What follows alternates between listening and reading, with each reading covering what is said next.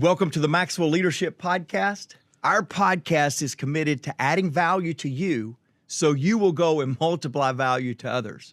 My name is Mark Cole. Today, John is sharing a lesson on strategies that will help you to keep you moving forward even when the temptation is to stop.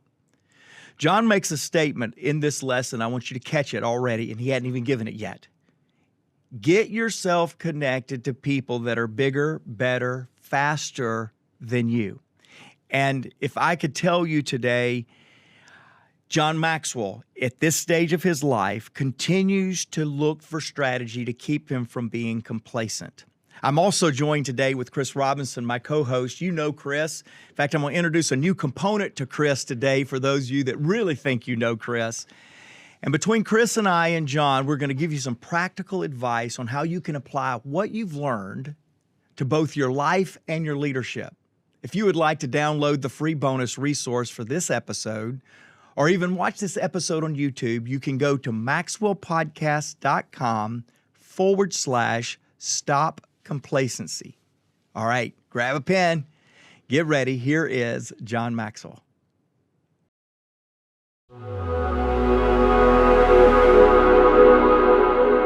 There are strategies that will keep you moving when you're tempted to stop. It'll keep you improving when you become complacent.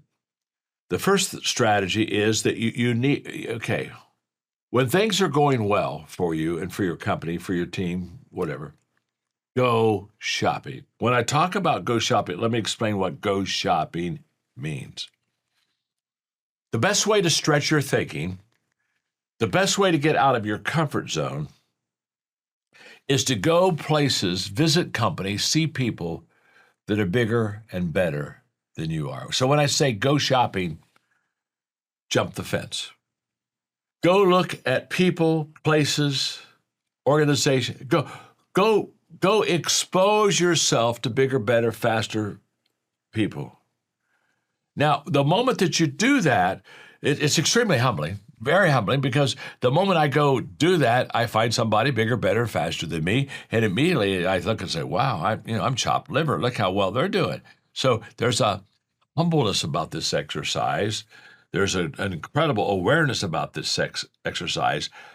But I'm going to give you 3 questions I want you to ask yourself. These 3 questions ought to keep you just absolutely engaged. Here they are. Because what am I talking about?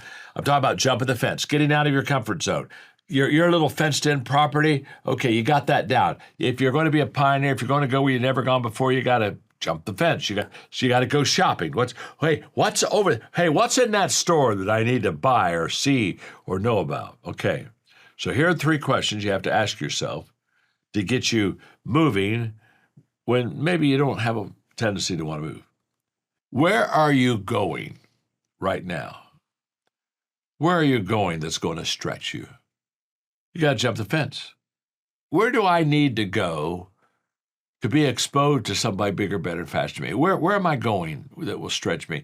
Question number 2, who am I seeing that will stretch me? It's not only going to maybe see another company like yours that's bigger, better, faster, but who? It's the where, and it's the who. So where am I going that's going to stretch me? What? Who am I seeing that's going to stretch me? And then the third question, what am I doing that's going to stretch me? And let me tell you something. The doing question is absolutely essential to your self-improvement. You've got to do, take action, and listen to me very carefully. When I say go shopping, you just got to ask yourself, who am I seeing that I need to see? They're bigger and better than me. Where am I going? What am I doing? Where I am today, what I know today, who I know today, what I'm able to connect with and receive in my life was because you got to go shopping. You got to jump the fence. You can't stay with the people that you're with. No, I should have said it. You can stay with the people you can stay with, but you got to go find other people that can stretch you. The hardest lesson I learned in personal growth was all the people in my journey of all these years now. I've been growing for 50 plus years. All the people I had to leave. I just had to leave them. Why? They were in the people pile. They weren't going. They were not going. And if I stayed with them, I couldn't go either. I had to say, am I going to keep growing, or am I just going to settle there? Huge question. The second question, or the second thing is, I'm talking about how strategies to keep moving. You need to stir up what I call inspirational dissatisfaction. And you got to keep those two words together. You got to keep inspiration with dissatisfaction. In other words, there's a dissatisfaction that is positive, that inspires you. So you got to keep inspirational right beside dissatisfaction. And so let me pull this out. Okay. What I'm saying is, I'm not talking about never being pleased with yourself. I hope you are pleased with yourself. I'm not talking about like beating yourself up and saying, oh, Maxwell, everybody else is succeeding. You're not. I'm not talking about that stuff at all. Listen, dissatisfaction without inspiration is extremely depressing. I'm talking about putting yourself in a position where you create awareness in your life that you can do more and that you can become better. And that only happens by exposure to other great people. It just happens because of that. So don't miss this. It's this awareness. I want to create awareness in your life that you can become bigger, that you can become better. And one more thing on this, and that is, continue to set goals that will stretch you, that are beyond who you are. Just you got to put them out in front of you and say, this is where I'm going. A goal that does not stretch you is not a worthy goal. I'm not talking about a walk in the park here. I'm talking about a climb uphill. A walk in the park is leisurely and it's wonderful, but a goal climbing uphill, that's what I'm talking about. Let me close by saying that just the other night, Mark and I and his co-partner there that helps ride the company fence with him, Reggie, was there. And then a friend of mine who's highly, highly successful business had his COO with him. And we were talking about growth and business and this kind of thing about how do you get to the next level? We're already good, but how do we become great? Because we're not great yet. What I want you to know is in that conversation around that table for about 3 hours, I can't describe to you how good I felt. And I felt good because I was around people bigger than me, better than me, faster than me, smarter than me. And I thought to myself, I can still improve. I can still go to another level. And I was so inspired by our session that night. And that's what happens. That's how you resist the temptation. You resist the temptation to stay the same by being around people that have never stayed the same. If you're ready to stop drifting and start growing, the Maxwell Growth Plan is your next step. This year-long journey guides you through 4 powerful seasons of growth, from building self-awareness to clarifying your purpose to strengthening your leadership. Each season includes reflection prompts, action steps, plus live teaching and Q&A calls with John C. Maxwell. It's personal development with a plan. Start your journey today by visiting maxwellpodcast.com/growth plan. That's maxwellpodcast.com/growth plan.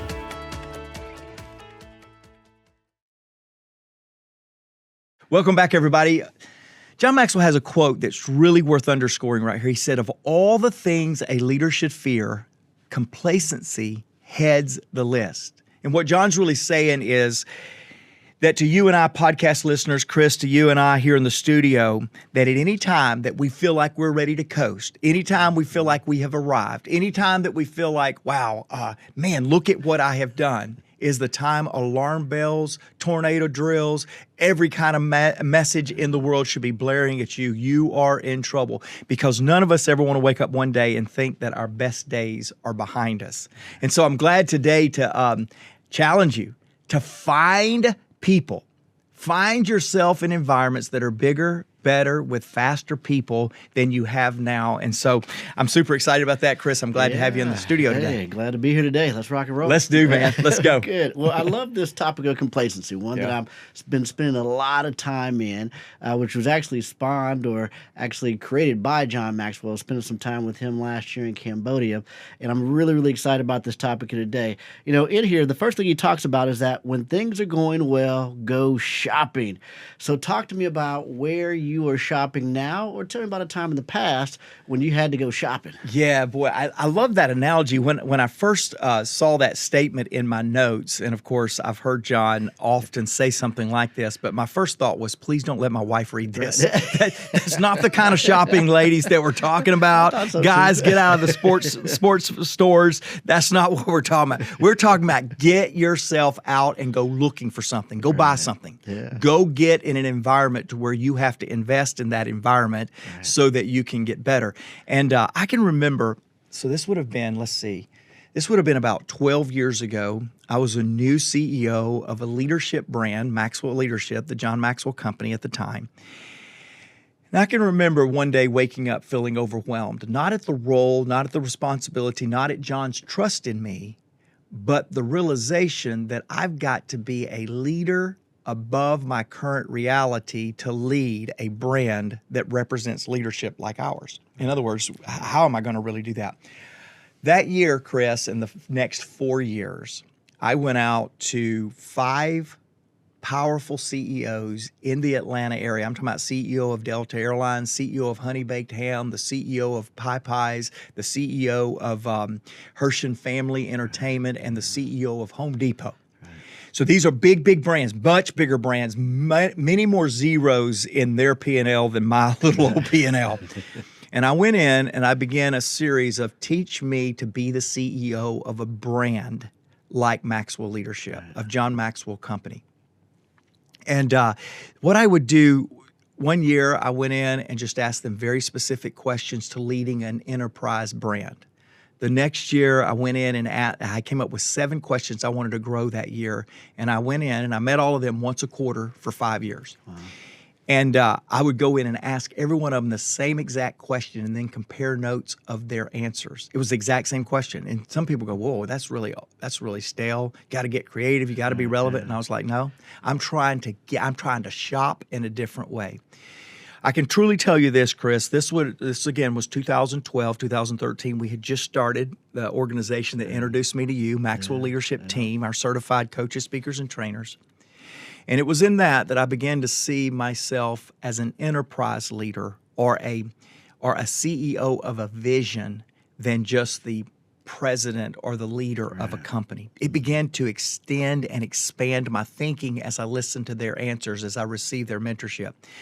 It was during one of those sessions that they said, what are you doing to surround yourself with bigger ideas? So every month for a year, I went down to Buckhead, Georgia. For those of you that don't know, that's kind of the north part of Atlanta. A lot of big brands are headquartered there. And I'd go sit in a coffee shop. Now, I don't even drink coffee. It was not the point. I don't like Danishes and all that kind of stuff. I don't like muffins. I went, ordered a water, and I sit in this coffee shop surrounded, no sunshine, because there were too many big buildings. And I would go and I would stare at the buildings and I would imagine our logo on the building and what it would feel like to lead that many people, to influence that many people, to be able to mobilize that many people. What would it look like, and what would it look like to fill that entire building? And I can tell you those brainstorming, shopping sessions were absolutely some of the biggest things that has led to some of the big ideas that we're living out today. Wow. I love that. You know, for me, you know, I think about a time that I went on a trip with John Maxwell, yourself, and there was probably about 16 of us that went down to Guatemala. And so we were on, and I was on with some giants. I mean, these were some big donors, and we were inside the room. And I remember sitting down at the table because, you know, my aspiration is always to be a big giver. I love giving. I love giving at the bottom of my heart. And I remember at the end of the actual event, we sat down and John began to cast vision for, giving to help inside of Guatemala. And I was sitting down at the table with 5 other gentlemen that were working on, okay, how much are we going to give to this particular organization at the time, Maxwell Leadership Foundation. And, there were 6 of us at the table. And can I tell you that in about 12 minutes, my table had raised $500,000 in a matter of 12 minutes. It actually turned out to about $500,027. I mean, that's what I contributed. So collectively, we stepped up to the table. We did big things. But what that did, Mark, by getting around those other people in the environment that were giving at that higher level, it gave me the vision of giving at a higher level to eventually get to that point that day. And so I love being around other people that are bigger, faster, stronger, that give us that encouragement to say, hey, look, you can give at a certain level, but you can give even more. And same thing with business. You can do big business, but there's even more to be done so that we're always moving ourselves down the road. You know what's funny is, Chris, and ladies and gentlemen, the best gift giver in the universe right here in studio with me today, giving me a lot of things, mostly love and support and brotherhood. But one year, Chris, I love Mont Blanc stuff. Got a new watch from John today. Check that out. That was my birthday gift. Happy birthday to me. Thank you, John Maxwell. And got me this really nice Mont Blanc watch. I love Mont Blanc pens. I like it. But Chris, one year, and I think this will tie in really well. You said gift giving, and I just went, this guy loves to give gifts. But he gave me an Advent gift. I'd never received an Advent gift before, and it was a Mont Blanc Advent gift, which means for 30 days? 30 days. 30 days. 30 days. I would be able to open this big mountain. It's in the shape of a mountain, different things, different memorabilia, things from Mont Blanc. To this day, you know how you walk in John Maxwell's office and he's got all these different memory things. That gift is still in my office to remind me the power of doing things that are memorable. Oh, wow. And so we're talking today a little bit about the concept of strategies that keep you memorable, that keep you relevant. John says to keep you from being complacent. I think you've really figured something out on that. And we'll talk more about that in just a moment. But I just wanted, you said gifts, and I was like, phenomenal. Well, that gift still haunts me, though, because I can't seem to find a thing to top it. So I'm looking. Don't. It was a one and done, man. You killed it. Hey, your birthdays come around, Christmas comes around. I'm searching. No, you're doing it, buddy. I just can't get that. It's still right there in my desk. I'm gonna find it, man. I'm gonna find it. Now, how have you seen? Obviously, you travel with John Maxwell a lot. 90% of the time, you're on the road with him. How have you seen him intentionally stir up inspiration that he's talking about here? I was just I think, and this is going to be dated because on social media I put this as yesterday, but it really was yesterday when we're recording this. We're the last 48 hours at the time of recording. John has talked to over 6,000 educators about our foundation content, I Lead, which is a student-based, values-based curriculum in public school systems. Got over 1 million kids by the end of this year. It'll be 5 million kids in the U.S. that are now a part of this program. And so we were talking to all the national educators in the state of Washington, Seattle, Washington, and then we traveled, as if John is like 38, not 78. We traveled across country again, crisscrossed, and went to Alabama and spoke to all the state educators in Alabama.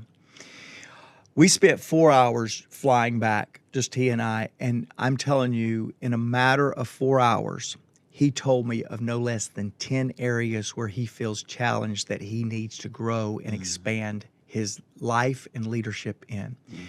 And so, I could literally give you 10 because it was just fresh as yesterday. What I will give you in a answer to your question, however, is it's become such a way of life for John that he doesn't even feel like he has a new strategy. Every day is a new strategy. Right. But you lay a new strategy over the constant discipline that I am not going to allow myself to get complacent. I am not going to allow myself to become irrelevant. If you ask me, what is John Maxwell's greatest fear? It would to become irrelevant and complacent in his growth. He absolutely challenged me all the time. Mark, if you can't identify somewhere that you tangibly see growth in me, you better rock my world, because I have lost it when I've ceased to become, or when I become complacent and cease to become passionate for that next level of growth. Right. Yeah. And I think that's where our listeners, if you're listening in here, is like you maybe ask yourself, where am I complacent now? And you got to look for those early signs. And so the early signs of complacency, it looks like busyness. Yeah. It feels like comfort. And it sounds like excuses. Yeah. Okay. That's really good. Okay. It looks like business. And so we could be busy and thinking, well, because I believe that if you called 99 people and said, hey, is Chris Robinson a complacent person? I'm guessing you're going to get a lot of no way. But that's not the truth. I've got complacency in my life just like everyone else. Yeah. But we have to kind of identify those areas. So it may not be visible, because in certain areas that are out to the public, but there could be other areas in our life where we do have complacency. Yeah. So we do have to pick up that early detection. So I guess one of the best ways to identify complacency is, where are you comfortable right now? Yep. Whereas, and John will talk about the next one that we cover, where is good enough? The second thing would be is, where are you busy but not productive? So how do we go from what are we doing to what are we accomplishing? And then a third way to kind of identify it is, where am I consuming but not doing anything? Because we have a lot of people that love shelf help. They love all the books on the shelf. They love all the books on the shelf. You listen to podcast after podcast, watching video after video, but not taking action. That could be an early awareness identifier to say, hey, I just might be complacent in an area. Wow. I love that. Good grief. That's so good, man. So give me some ways that you identify. How do you identify whether you're coasting or driving, in your life? Well, so first let me say this. I'll give you two, but I really am going to put the question back to you. And podcast family, I'll tell you why in just a moment. A couple of ways that I keep myself from becoming complacent is every year I have a disciplined approach to growth. And I reflect growth and reflect on tangible growth aspiration every single month, every single quarter, every single year. I am diligent in living the life I want to live. And I do that by looking myself in the mirror and saying, where are you growing? Where are you not growing? Where did you perform? Where did you not perform at a personal level? It is a gospel to me. It's a religion to me. The second thing that I do on a consistent basis is, whether it's board members, whether it's inner circle people, or whether it's people that I have the privilege to call a direct report, I'm constantly asking, where do you see growth in my life, and where do you see where do you see stagnation? Where do you see paralysis? And I'm constantly asking for both the positive and the negative. Where do you see growth? Where are you seeing complacency or stagnation? Those are two things that I do. But guys, I want to tell you this right here. I'm going to ask you the same question. And I want to know what you're doing, and here's why. For those of you that are watching the podcast, you're getting ready to get a treat that everybody else is not getting, because I'm holding something up. And I'm just going to pause for a minute for all you listeners to wonder what I'm holding up. Because I'm holding up right now a first time ever, which is your fun thing. Chris Robinson, most of you know Chris as a podcast co-host with me. He's also a co-leader with me. We've been leading side by side for the last 5 years. We've been working together for the last 15. And many of you know Chris as the executive vice president of our entrepreneur solutions team called the Maxwell Leadership Team. But today I'm introducing on visual, and now I will tell those of you that are listening, I'm introducing Chris Robinson, the author. There you go. Chris Robinson has just released his book. In fact, when I say just released, it's not even deliverable yet, but you can order it.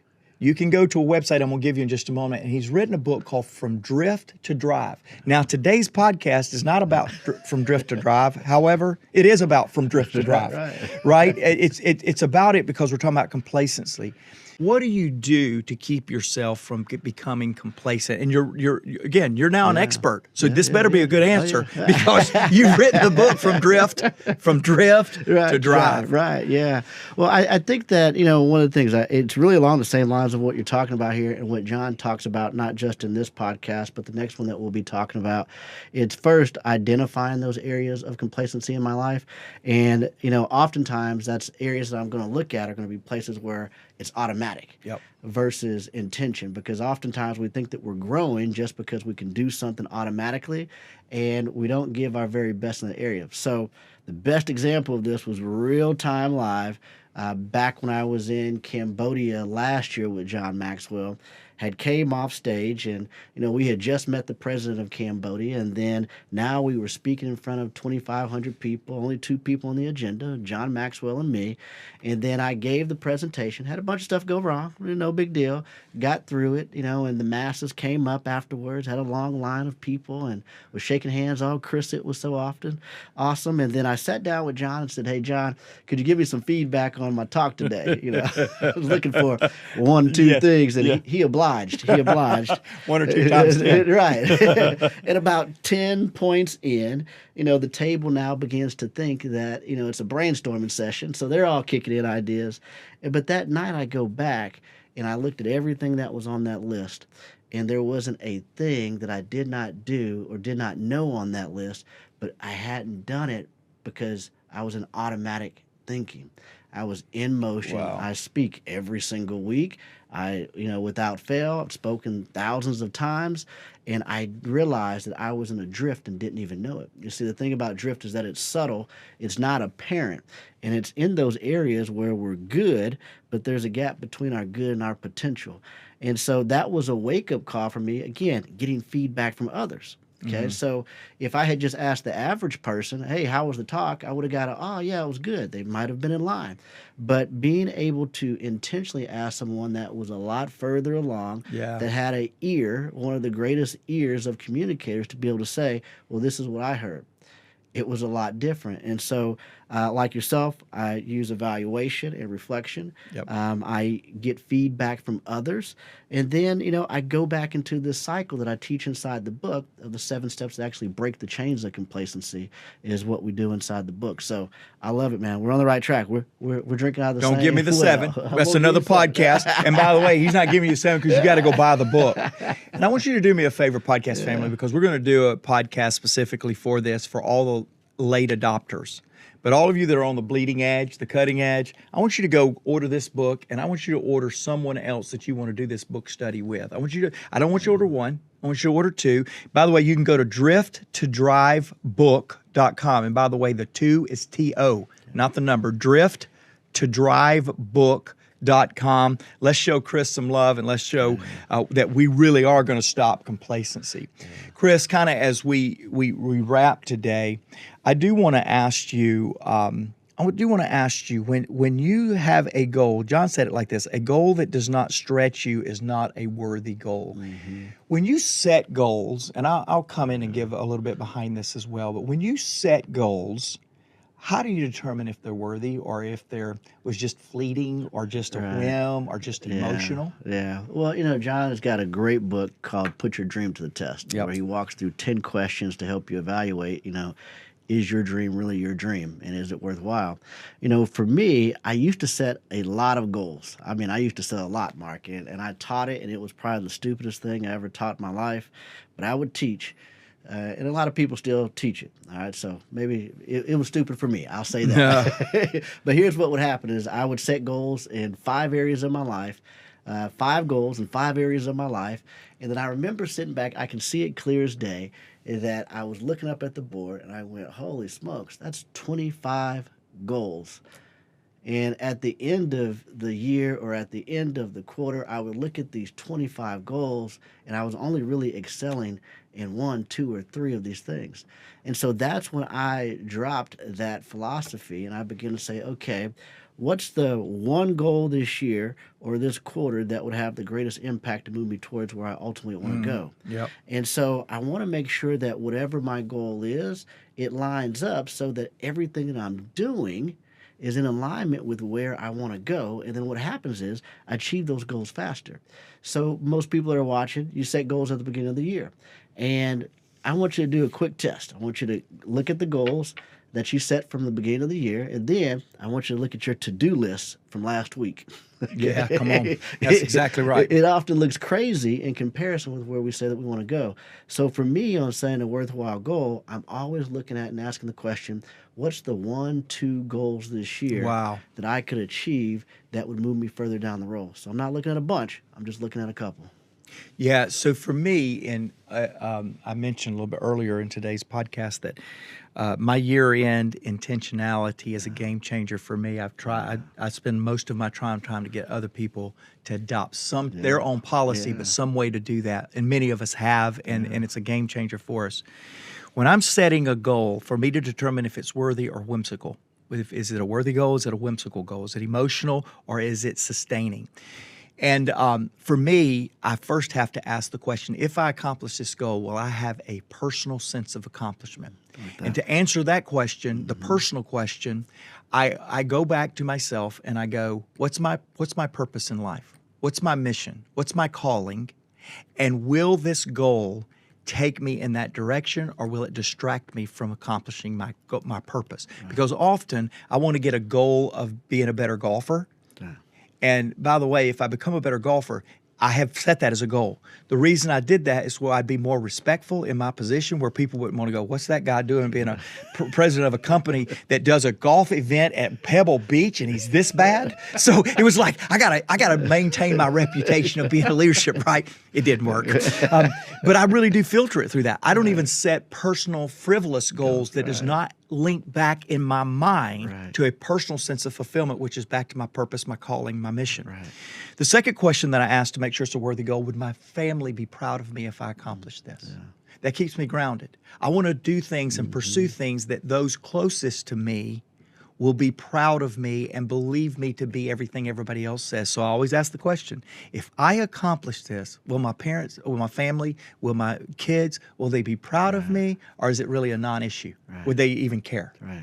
The third goal that I set is all about, will the people that know me, my team, would they be proud if we accomplish this? Because as a leader, my goals should only benefit the people that I'm leading. It's a leader creed. It's a leader creed. What I'm chasing should be for the benefit of the people that's going to be impacted if I accomplish this. And when I ask those three questions, the personal, the family, and then those close to me that call me a boss, if you will, when I ask the question that way, I can then go and say, I've got a worthy goal. What I would challenge all of you to do as you listen to this message from John on strategies to stop complacency, I would really challenge you to ask yourself the question, where am I complacent? I loved your authenticity, Chris, when you went, man, I'm sitting up there, I'm writing a book. You were in the middle of writing this book last year, and then you realize, man, I am drifting. And I'm writing a book about not drifting. I'm drifting in my communication, and you're a great communicator. You're a world-class communicator, but you had been drifting. You had been slipping. You had not allowed yourself to feel that sense of urgency. Where are you, podcast viewer, podcast listener, where are you complacent? The people around you are being impacted because of your complacency. So challenge yourself, reflect. Where am I complacent that needs to change? I can tell you, watching John at 78, the reason John is still as relevant today, more relevant than he is today, because he never allowed complacency to settle in his life. Hey, I want to close this today, and it's a great question from Nigeria, Dominic. Dominic says, Mark, can you recommend great books to me on how I can become a good conversationalist? Well, Dominic, you didn't know when the team gave me your question that you had submitted to us on YouTube, you didn't know that I was going to be holding up a brand new book. So I can't give you a different book than this one right here. Dominic, seriously, get the book, Drift to Drive. You can get that at drifttodrivebook.com and pick up more than just one copy of that. The other one that I would give you, though, Dominic, is the book that John wrote, Everyone Communicates, Few Connect. John wrote another book called 25 Ways to Win with People that will help you on connection. Ryan Leake, our big buddy, we had him on the podcast not too long ago. He wrote a book on how to work with complicated people. and we need to learn how to connect with them. And then finally, another non-Maxwell leadership book, just where I can be an equal opportunist here, is a book called Fierce Conversations by Susan Scott. Brilliant book. So there's some, but again, did I mention from Drift to Drive? Hey, thanks everybody. Thanks for listening to the podcast. Go challenge yourself in complacency, because everyone around you needs you not to be complacent, because they deserve to be led well.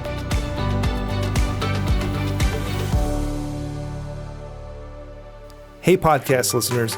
Many of you listening right now would probably love the autonomy that comes with owning your own business or becoming a coach that helps other businesses succeed.